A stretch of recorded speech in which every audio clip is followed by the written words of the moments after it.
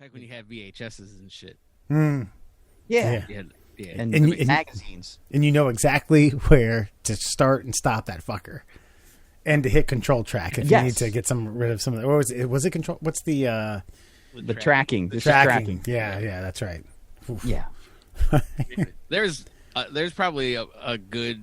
Well, maybe not a good portion, but a portion of people that would listen to this and not understand anything that we just said. Tracking? Spank bank? Like VHS's tracking, like the that's advanced level fucking early 90s. Here you go for the Harry Bush stars. for the Utes of the world. Tracking on a VHS was much like when your internet continuously buffers and you have to wait and it gets all blurry and then you pause it for a minute and then you wait for the internet feed to catch up and then you hit play and all of a sudden it clears up. That would be today's version of tracking. Yeah, that makes sense. Could be something like else. when you or when you pull a video up and for some odd reason it starts in like 480p, but there's clearly a 1080 option, and you're just like, what the fuck is this? Give me the high def. Yeah, and then you have to wait for it to come on, what's going on here?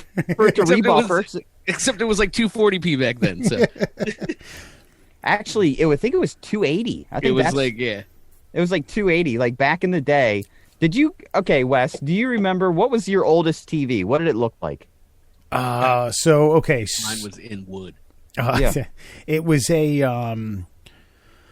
I'm not going to remember. I want to say the manufacturer is still a major player, but I'm not going to remember who. I don't remember if it was like Panasonic or but it was like my mom bought it to watch the 1980 Rose Bowl when Iowa got their ass kicked by the Washington Huskies. Now, my mom is an Iowa graduate, and it was the first time they had made the Rose Bowl in, according to her, like over a decade.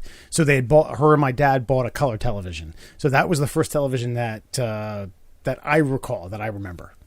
Okay, yeah, because I remember we had... Hey, listen, Murr, you remember it because it was in the basement.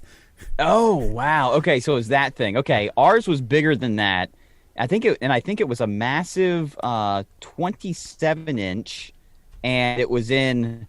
I mean, dude, this thing was probably, I don't know, 3.5, 4 feet wide. It was a giant piece of furniture, and it was all wood. Like, we decorated it at Christmas. Like the whole top of the TV was like decorations. You could put like a full snowman and a Santa Claus statuette on top of it, like holding hands, and put a wreath on top of it. That thing was gigantic. I can remember us having the television repairman come out because we had a blown tube in the TV. I mean, you know, when you think about like how sophisticated things have gotten, it's fun to remember that we do come from a very analog. Even the three of us, even Alan being the youngest of the three, like we come from a very analog generation, and I weep for the future when all this shit just stops working, and thankfully there'll be a few of us left that will know how to like push an actual physical button that's not attached to a flat screen.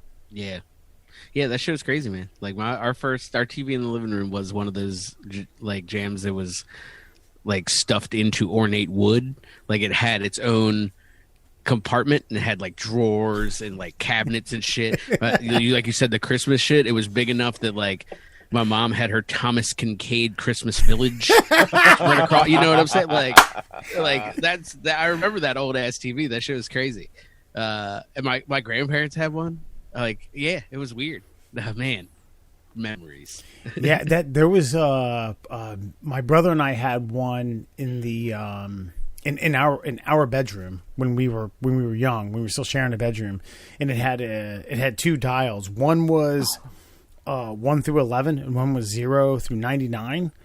And you actually one was a channel and one was a tuner. I didn't know what the hell that meant. I still don't, to be honest. I think by getting rid of it, we were allowed to smash it. We were allowed to Office Space it, throw it off the back porch, and blow it up. Nice. Yeah.